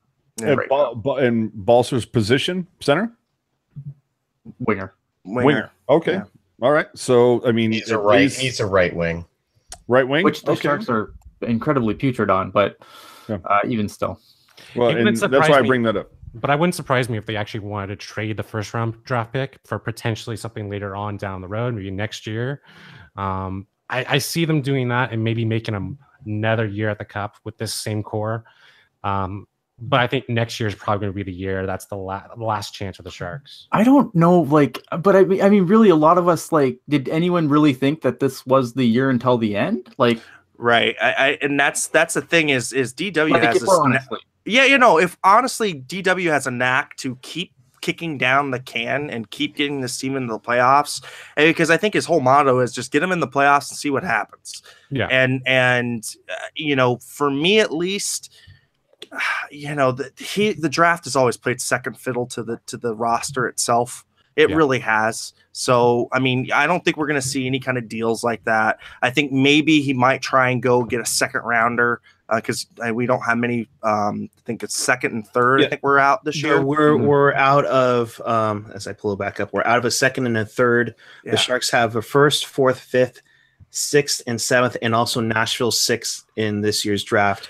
Also, remember, it depends on what Kane does. If Kane resigns that second rounder in 2019 becomes a first, and also the fourth round pick also went to Buffalo along with Danny O'Regan in that Kane trade. So, and I'm still going to sit here and beat the draft and developing defenseman drum. If you look at the Sharks, I mean, the quote unquote top pair, Martin and Burns, both of them store bought. Look at their did not come top pair though. You hold have on. 2 guys who are Vlasic and homegrown. Braun, homegrown. However, with if you don't move Kiprasov, who's to say you get Vlasic at that point? But so your middle pair, your shut down pair, this and that, then sure, yeah. You know what I'm this saying. And that all you want. You know what I'm saying, though. They made the most out of what they got for the Kiprasov move. I'll totally agree with that. But it's your top pair, your top offensive pair, or no, not top offensive pair, but your top pair are store bought. Your middle pair are homegrown, and your bottom pair is one of each. I'm going to say this until the cows come home, and I mean, fight me. I don't care. Brendan Dillon, for what he brings to this team, is grossly overpaid. He's paid about $700,000 to $1 million. Hold on, let me fucking finish. You go and look at every other defensive core on the Pacific Division rivals, and you are not going to see a 5 guy getting paid $3.2 million. Like maybe 2.8, 2.5. You're not going to see 3.2. Now, granted, has Dillon come up a few times this last season and played with Burns on the top line? Yes, he has. Has Dillon come a hell of a long way this season? I would totally agree with that. But the fact of the matter is, when he came in, he was making 3.2 and he was a 5-6. And I go back to the whole thing of like the San Francisco Giants when they won their championships. All of their infield was all homegrown. Catcher, pitcher, first, second, shortstop, and third. All of that homegrown. They purchased the outfield. And that's the thing with the Sharks. If they could homegrown that defensive core where like 4 out of their 6 are homegrown. And again, we can talk Burns about was also required. Talked about that were all those picks that were taken in the first round. If one of those pans out, it really changes the dynamic of the cap structure. Burns wasn't purchased, though. Burns was a trade. Burns was a result of several homegrown players and a first-round pick. I mean, Well, you can Burns could say have it been was several taken first-round by the picks. Sharks. What? Burns could have been taken by the Sharks. Yeah, Who did you can always say, you can always look back Yeah. retroactively and say, could have had this, could have had that. All I They have- the oldest draft when team Burns- in the and guys, I mean, you want to show me a Brendan Dillon? I'll one up you. Just look down the road in Orange County, and Kevin Bieksa would sure love to show you that $4 million he makes on their blue line. So look, if we have Which Brendan almost Dillon, was our blue line. Yeah, Right. exactly. so if we have him at 3-2 and he's a number 5, you know what? There are worse things.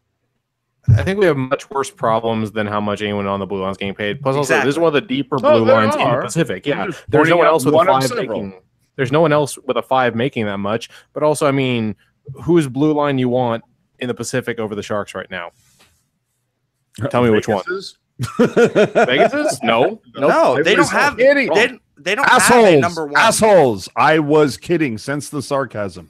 Okay, well, I don't know because you're the one complaining about how much the 5th defenseman makes. Like that's the I'm Sharks' just- real problem. And right how now. long have I been complaining about that? I still think Dylan is slightly overpaid.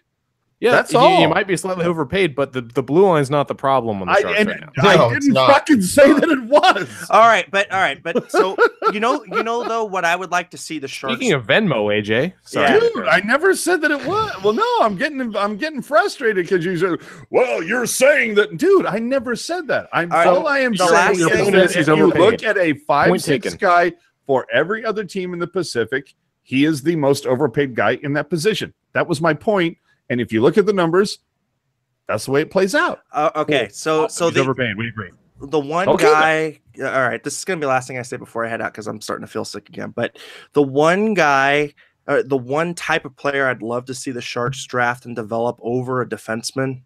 Connor McDavid. Give me a center who has dynamic offensive skills, not a two-way center. McDavid. I agree. Because they have made the Pavelski mold and they've made the Couture mold, but they have not made an offensive skills first centerman ever. They've made defensemen, they've made goalies, They made Barlow, but then they moved into wing. right, and literally Yeah, that but has that been the goes to- last guy. That goes And to he didn't prove even how play in the talented minors. Marlowe was. But he wasn't even homegrown. That's the problem. He played. Marlowe as was a- homegrown. No, he played immediately at the Sharks. He didn't play in the AHL or any or IHL. Oh, I see what you mean. Well, he I mean, was not he grown and developed. He was drafted by the Sharks, right? Drafted, yes, but he developed as a So, Shark. I mean, yeah, but you know what I mean. I mean, there's a lot of guys. I mean, who did Connor McDavid play for? I mean, guys that are taking 1, 2, 3, they're going to go straight to the big club. Right, but merely what I'm trying to say is yes, AJ, you're right about the defenseman drafting, but I think the bigger hole here is just look at the lack of foot speed in this series and look at the lack of skill versus Vegas. The Sharks need another center who is not purely defensive focused. I mean, God, I love Chris Tierney. I'm the first one. I'm the co-president along with Ian on that club, but he is not an offensive dynamo. Couture, I mean, for as much as we love him, how clutch he is, he can score. He's not dynamic. In this series versus Vegas, I get what you're saying about Tierney, but for what he's supposed to do and what he brought to the party, I would point the finger more at Pavelski than Tierney. Right. And so Pavelski, I mean, I'd love to see the Sharks create a number 1 centerman who sure can back check, but I'd love to see a guy who put up 70 plus points. I mean, that was Pavelski as a winger. Well, and Not as a center. Gen X in the chat saying 20 years ago, players did not make the jump straight to the NHL that often, regardless of where they drafted. I would grant you that. And how many teams were in the NHL 20 years ago? It's a different league now. It's exactly. a different league now. Completely different But again, how many teams were there in the league 20 years ago, conversely to now? You know, I mean, that's the whole thing is every time you add a team, you dilute the pool. of And talent. that's why I like. Imagine how awesome the Well, NHL don't would be forget if that- there were only 18 teams. The talent pool has expanded, though. Don't assume that the talent pool is exactly the same, because you have It more people isn't. playing hockey now than ever. There's more resources out there to play hockey. So acting like the talent More pool stayed the jobs. same No, while the I'm jobs not saying expanded. that, but let's be honest, though. It's like, if there were only 24 teams in the NHL right now, conversely to 31, NHL could be a lot more interesting. Yeah. Nah, I mean, A bit more. People like, Mike Brown and Michael Haley are not going to have jobs. And that there were mashers even back in the day, dude. There've always been useless It's- mashers. Hold on. When you But those guys when you are say back in the day, that's back in the day when like hooking and a lot of stuff. I mean, that was a time. Do you really think that a line like Mike Ricci and Scott Thornton and Nicholas Sundstrom would get away with what they got away with back then? Because it was a lot of interference. There was a little bit of hooking, and there was a lot of checking. That was a different time. Yeah, but I mean, even with the expanded team pool, you're already seeing that those types are already being pushed out of the game Exactly. organically. That's exactly my point. But they're even with the expanded amount of teams. They aren't still playing because there's too many teams. They're still playing because there's still some coaches that have the old school mentality of this is useful somehow, even though you're making literally my point any for one of the me. pair of eyes can say it's not. All right. Well, the last thing I'll have to say before I have it out is that's exactly why what I previously said was why Goldie to me was a very interesting prospect, because he was something different than the Sharks had ever picked up on before. So if the I Sharks don't know about that, you don't think he was kind of Korolyuk-esque? no, I I think he think was they- more pure scorer than They Korolyuk. swung for the fences and they missed. I mean, it Right. happens in the draft. At least they tried. Like, it wasn't like Josh Norris, who is the safest, most boring pick on the planet. Yeah, exactly. So that goes to my point is that Sharks need to be more offensively creative with their prospects. And with that, guys, I'm gonna head out. It was really therapeutic to be on here. I was not doing so great, feeling sick again, but as far as the emotion goes, I feel a lot better. And thanks everybody for the happy birthday wishes. And if you guys want to at me, I'm on Twitter. Use my first name and my last name and all the other social media garbage. Night, guys. Come See fight you me. later. Happy birthday, bud. Happy birthday. Happy birthday. We have to address Steve Cropper's comment in the chat, which is, who the hell is Blake Anderson and why is he opening the door? And This one I'll be I'll- honest. Doing this again, are we? Well, no, I mean, it's just like, Okay, I'm going to start a 2-minute timer. Wait, I'm starting a 2-minute timer. No, That's it. dude, 1 minute. 1 minute. Okay, Okay. 1 minute. Agreed. Okay, who the hell is Blake Anderson? I have no idea who this guy is. Anybody? Anybody know who the hell this guy is? At least with Aaron Gordon, he was actually a decent player, but I don't know who Blake Anderson is either. Okay, then. Anybody on here besides me and Al that 45 seconds. Okay, who knows who this guy is? Can someone name something he was in? Apparently, Anybody? he was in Workaholics. Yes. Okay. What the hell is Workaholics? It's a decent Comedy Central show. 30 seconds. Okay. Okay, so don't even need the remaining 30 seconds. Sharks, love you, but you had somebody that a whole lot of people don't know who the hell he is. Open the door, so good job. I understand he's from Sacramento.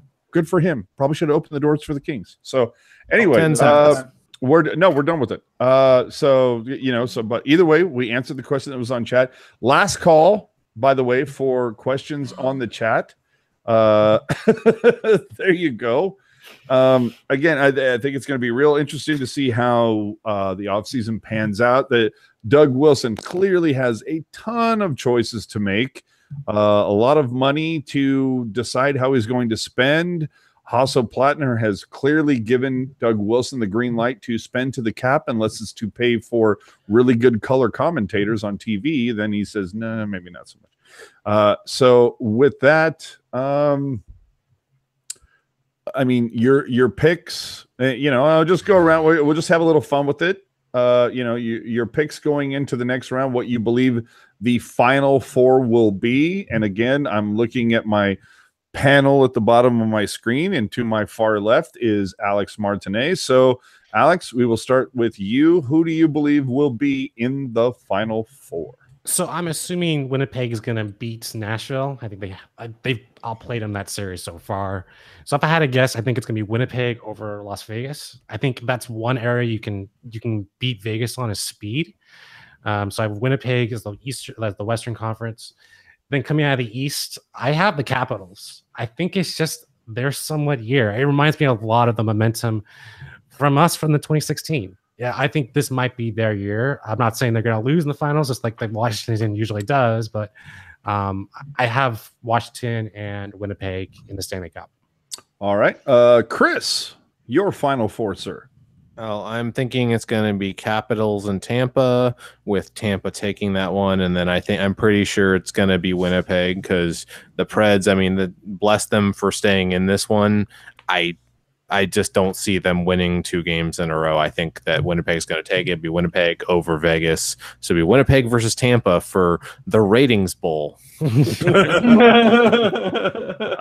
NHL's worst nightmare. and now we go over to the gentleman wearing the Winnipeg hat to ask him, who do you think besides Winnipeg is going to win the Stanley Cup? Well, obviously, I'm rooting for Winnipeg to upset the Preds and the Golden Knights. In the East, I'm kind of with Chris. I think it's Tampa. I think whoever comes out of that battle between Pittsburgh and Washington, and who thinks it's going to go Game 7 with those guys? Clearly, Tampa will have some rest before they start, and they have the home ice too. So I think that it'll be Winnipeg and Tampa for the Ratings Bowl, like Chris said, and I'll have Tampa winning on top, just despite the Canadian curse to continue. Kind of right there with you, Ian. I'm gonna go. Oh, man, I just for the you giggles. watch. Ian's gonna go. He's gonna be like Nashville over Washington. No, it's gonna be the Golden Knights versus the Capitals, and when the Capitals lose in the Stanley Cup final, Ted Leonsis is probably walking off a building. Wow. Okay. And Lacey, to bring us back to reality. My bracket's still intact. Nice. So, although it's failing. F you. Because I picked the Preds in 7 over the Jets, and I picked the Pens in 7 over the Caps. So in that respect, I still have Nashville over Pittsburgh in the Cup Finals. See, my bracket went to crap at the same time Ian's did when Tampa beat Boston. Yeah. So for me, my final four is right now, I'm going to say, Winnipeg over Vegas and Tampa over Washington. And in the final, Tampa versus Washington. Tampa versus Winnipeg. You know what? I'm going to support Puck Guy, and I'm going to go Winnipeg in 6. Nice. For the Stanley Cup final. Nice. Ooh. Right? So you heard it here first, folks. So you're just sucking up the Puck Guy. The best part of that is that Mike Emmerich and all those guys are going to have to go up to Winnipeg for the finals. The country that they never, ever travel to because they're U.S. only broadcasters. Watch them just do it remotely. Find some way to do it. We're broadcasting here from Pittsburgh, and we bathe in our tears. NBC studios. Yes, dude, we're broadcasting from the SNL studios right next to the Weekend Update set. They have no Wi-Fi. It wouldn't surprise me if they do that. Before every home game in Winnipeg, I just wanted them to play that clip from Blazing Saddles where it's just just before the puck drops, you hear, "Where the white women at?" And everybody's gonna go literally all around us. That's where they're all at, right here. I think that would be really, really funny. I think it'd be more like, we're broadcasting from Pittsburgh as we bathe in our tears and we're sad that they didn't make it. Wah. With Sidney Crosby as the color commentator. Oh, man. You mean taking over the Patrick Kane role on NBCSN? Yeah. Oh, that would be interesting. That would be a very football move, where you pick the big name player who got ejected from the earlier round. Yeah, that would actually be a pretty decent move. I could see NBC doing that. Dude, you reference football, you might trigger Gen X. Oh, here we go. What did you guys pick New for this Jersey's series? play-by-play. He went to Winnipeg in the old days. Gen X. God, I love your ridiculous amount of useless knowledge. I'm not going to lie. I What were love you it. saying, And just Kevin? generally being useless too. Yeah, well, that too. Hey, Puck Guy, what was everyone's stats for this series as far as the predictions go? Oh gosh. I know I picked the Sharks in 6. I had I- Vegas in 6. I had Vegas in 6 also. I also I had think- Vegas in 6. I think that's shit. Yeah, I think I had Chinky even had Vegas- Vegas in 7. I had Vegas in 7, and I can show you guys my I can log on to NHL right now. No, I did pick Vegas in this. Again, the one that burned me was Boston, same as Boston Ian. killed me. Yeah. And Nashville's about to kill me even more. Yeah, same. That's the whole thing. It was like I was so proud that I went like 8 for 8 in the first round, and now I'm about to go like 2 and 2. Hockey is a cruel mistress. It is. She's I'm gonna go like 1 and 3 at this rate, unless the Penguins turn it around. I'm going like 1 and 3. I think well, I'm I already 1 and 3 in the hit second round. Vegas, so. Yeah. Well, if Trashville loses, my entire western side is obliterated. Like Yeah. it's just You know a what? waste. And for those of you in the chat, how did you do in your bracket?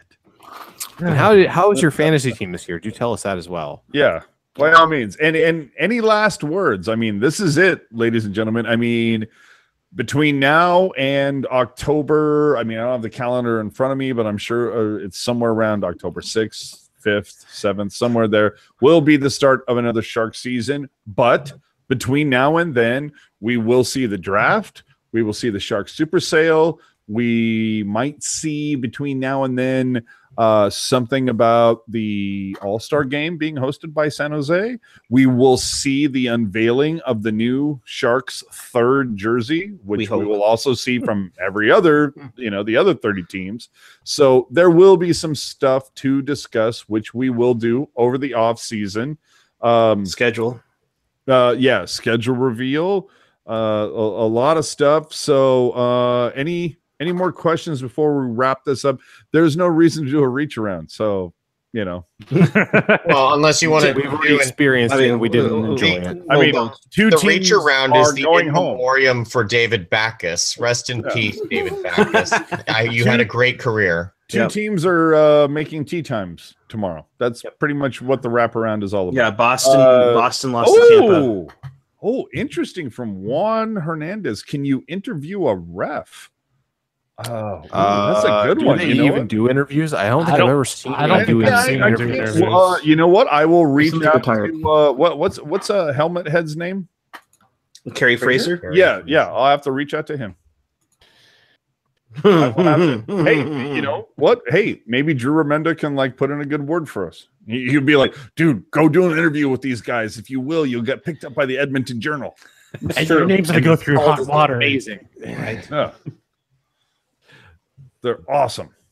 So, Congrats on that interview, by the way. oh, thank you. Thank you. I Yeah, appreciate someone that. who almost gave it away, Alex. I said it was SoundCloud. Although the best part was AJ cursing you out for it when he thought he was off air. That was really good too. No, it was so worth it. that was It was really- so worth it. So it was like, thanks for effing blowing that. You. Yeah, that was really Yeah, good. that You know was what? awesome. If it's the most played sound thing on a SoundCloud, I don't care. It must have worked. Oh, well, let me work on that.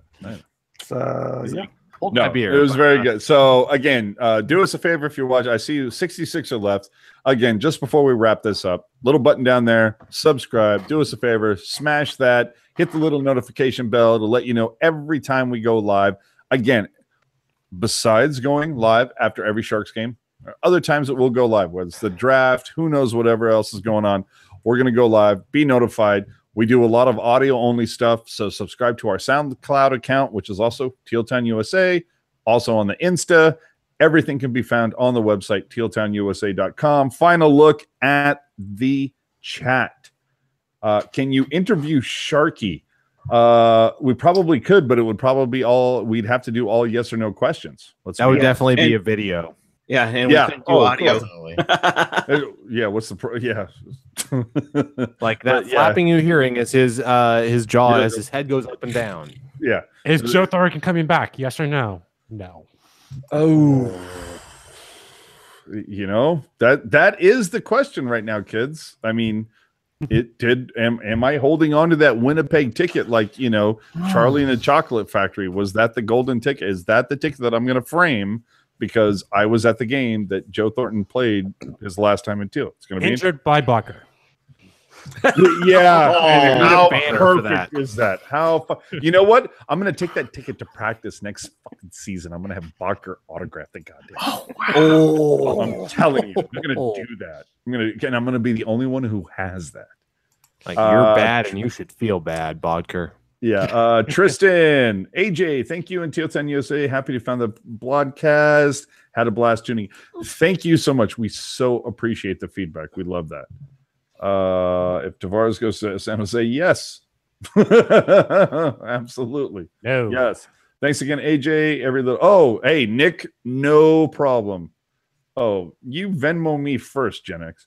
But Nick, man. yeah, I sent Nick's daughter last week a birthday package, and I hope she enjoyed it. That was very cool.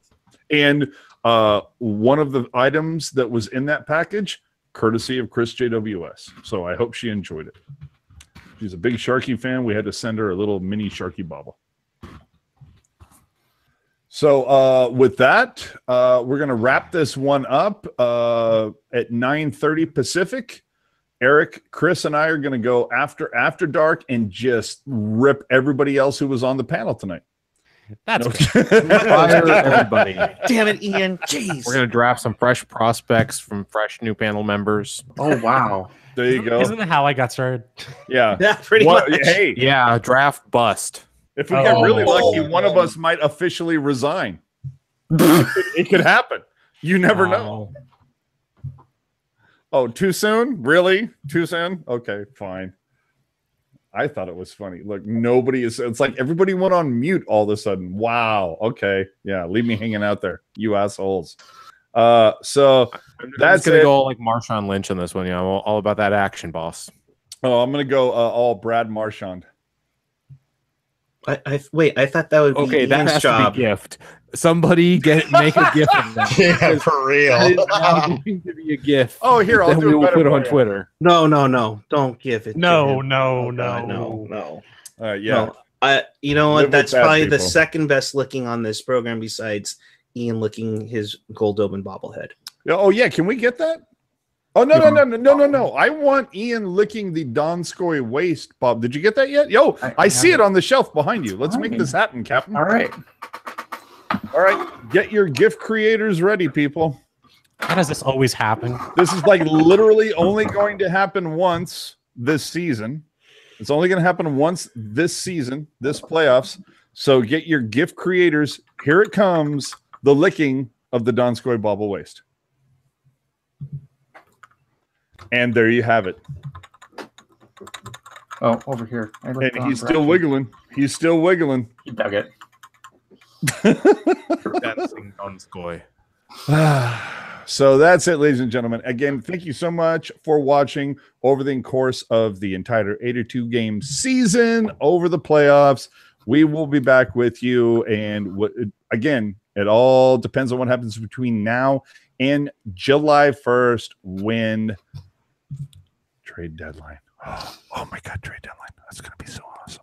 Free So, agent between- frenzy, silly. Yeah, that too. But free agent frenzy, trade deadline. Oh my God, why am I watching the earthquakes?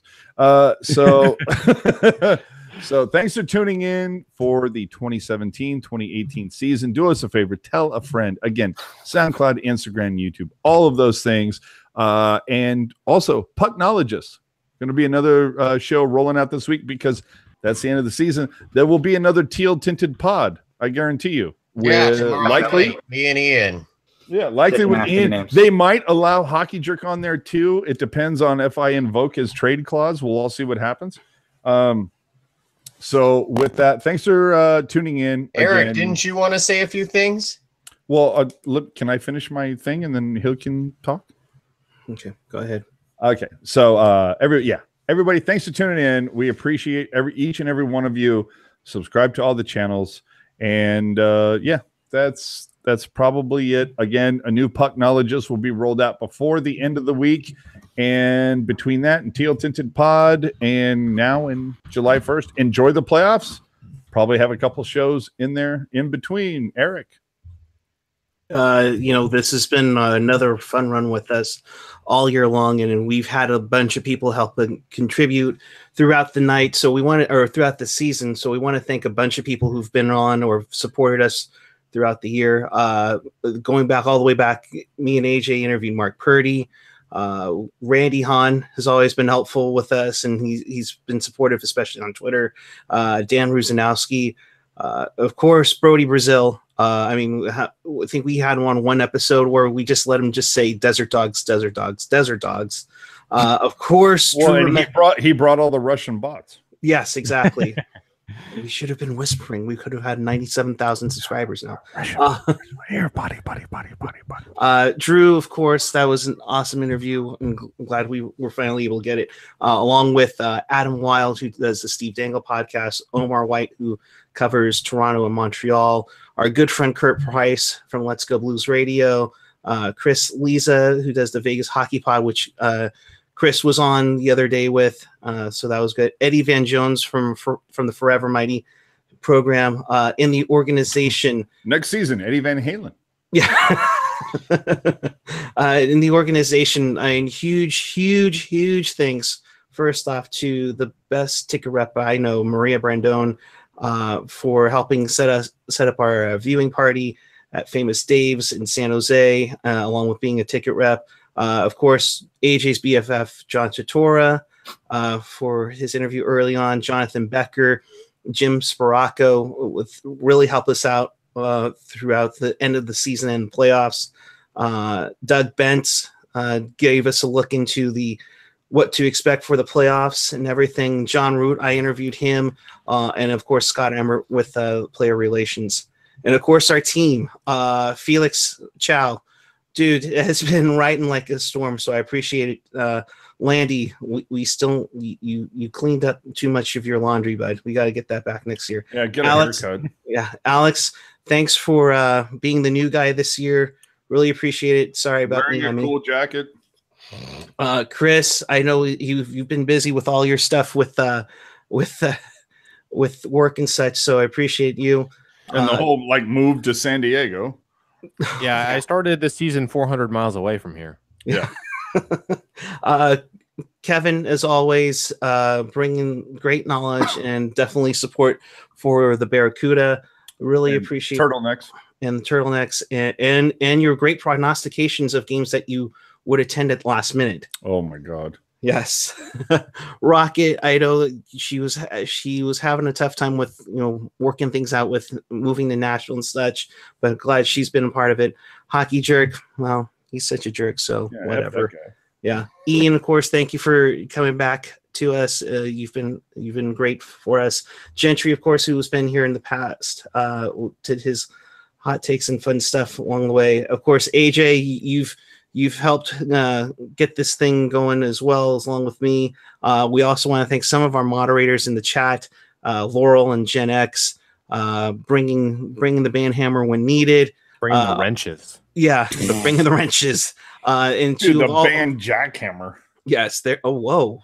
Hey now. But seriously, to everybody who's been a regular, where it's been Chivo, Rob Iman, A012345, Nick Neff Teppitz, Steve Cropper, all of you, we can't thank you enough. I mean, we were at 774 subscribers. I think last year we finished just a scotch over 500. So we've really been growing, and trust us, you're not going to hear a peep from the radio stations about the Sharks tomorrow.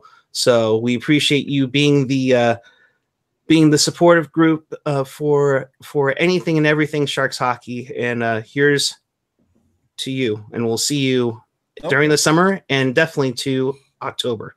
No, everybody else. Alex, your thank yous? No, this is my first year doing this, and I really enjoy talking about hockey with you guys all season. All right, thanks, Alex. Thank you, AJ. Of course, the continuous plug for Niemi. One more plug for Niemi, who is better than Bakov. Oh, wow. And joining us next on After Dark. Oh, God. And replacing Alex next season. Anthony- all right. Alex, are you done? No, I've really enjoyed doing this all season. Thanks for having me on. I wish we could say the same, but okay. I'm surprised no one's like sued you, AJ, but whatever. It's all good. Anyways, I'll see you again next season. Like it or not. Think. Oh, Jeez. yeah, we still have off-season reviews to do, but no. Let's let Alex have his words. Yeah. Go ahead. Nope, I'm done. Good. Damn. Chris? I mean, Puck Guy pretty much listed all the thank yous I could think of there. I'm sure he missed somebody though. So I think Chris you would be really good in thanking all the awesome podcasts that you met up with over the season. oh yeah, no, I mean yeah, I think Puck Guy mentioned pretty much all of them, but yeah, I think there are a few that we didn't get to have on this season. The guys from Nashville, also I'm blanking on his name right now, but Joey from Brave the Wild, Pots Rats. Oh yeah, Trin, Joey from Brave the Wild. There's a good number of other ones. I mean, we're going to continue to make, kind of reach out to other podcasts and make friendships there and have people to talk to, hopefully. But yeah, no, it's been a good year. And as I mentioned earlier, I started the season one place, ended it in another, but still managed to be on here quite a bit, which I was happy to do. And it was disappointing to the way it ended, but honestly, it was still a fun ride. It always is, because nothing is a bigger bummer than missing the playoffs, honestly. So it's been a good year, and really thank you to everyone who's watched, every single one of you, because the support is why we keep on doing this, because we get a lot of people who thank us for this, and a lot of people who tune in regularly. I mean, the fact that we get to talk to anybody about this is awesome. So thank you, everyone. And also, my webcam actually gave out. That's why I'm not normally in this perspective, but my webcam gave out in the very last game of the season. It was like the Sharks' third period. Oh, really? There we go. Lacey, if you could do your final comments doing the Cuda dance, I would appreciate it, but it's not required. Yeah. Well, everybody else in the windows all doing it. We're a supportive team while Lacey talks. Go ahead. Yeah, so I never actually did a Barracuda finale show just because I did have a bike accident and then I had some family stuff. So at some point, probably on Teal Tinted Glasses, we'll have a Barracuda season wrap up. And I'd like to thank all you guys for another wonderful year here at Teal Town, USA. And of course, everyone out there on the chat, because your banter is always appreciated, especially when I'm doing solo shows and whatnot. So again, you can find me at Kevin Lacey 22. I'll be around over the summer. You'll probably get worn out with me tweeting about wrestling and baseball because it is the summer, but don't worry, there will still be plenty of hockey coverage on Teal Town USA, on Teal Tinted Glasses, on Pucknologists, etc. Thank you. Sharks made it 2 extra rounds than I thought they would, so I'm still happy there. Ouch. And Ian Reed. Yeah, I mean, first I think my big thanks goes to everyone here for having me back. I know that it was probably not an easy decision for some people, and I'm glad that that person's gone. Oh, I'm sorry. I had to take the swipe. It was too easy. Okay. It was too easy. Fair. But the point remains. I mean, obviously, I'm happy to be back.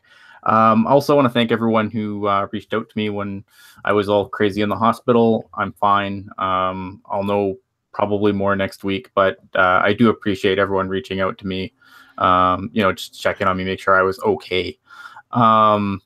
Other than that, guys, I mean, Teal Tinted Glasses is going to keep rolling through the summer like we always do. And, so I look forward to seeing you guys over there. Hopefully I have an article in the works. It's going to get done at some point soon. and can I just say one thing? And this is something that I had not known up until recently, but I saw on, I believe it was either Ian's Twitter feed or Ian's wife's Twitter feed. Clearly, Ian he married up. Yes. Like your wife might be a little out of your league. I'm just saying. He's not the only one, AJ. Oh, dude, I'm the first. Dude, no. There's like marrying up, and there's like marrying into another galaxy, and that's how I pull back. I will be the first one to admit that my wife destroys all other wives. That's how awesome she is. The fact that she allows me to have this office with this ridiculous background behind me, I'll be the first one that just goes, I don't know how she puts up with that. Eric has been here. He knows. I'm just saying. You need to also sign off for Kayla at the end. Well, oh, that yes, too. Kayla Moritz too. That too. So yeah, this one's for Kayla. How do I say goodbye to what we had? That's for you, Kayla. And Laurel, because of how much Laurel clearly loves Kayla. And I love that Laurel loves Kayla. I think that's awesome. So May 6th, we'll see you when something with the Sharks happens. Eric, would you like to do the final sign-off? In case you missed anything or you want to watch this again, make sure you check out tealtownusa.com for all your stuff. You can also check out the podcast on iTunes, Google Play, SoundCloud, Stitcher, TuneIn, and YouTube. If you have a podcatcher that we don't know about, let us know. We will not be back with you Tuesday. We will be back with you sometime in the near future. When something breaks, we will bring it to you, and we'll probably bring it to you on the YouTube channel. So make sure you hit the subscription button down below, along with that bell, to notify you when we do jump on. It's been a great ride, and thank you everyone for watching. And until the Sharks news breaks, or until next season, keep it real, keep it teal, keep it real teal. We will see you in the off season, everyone. Have a great night.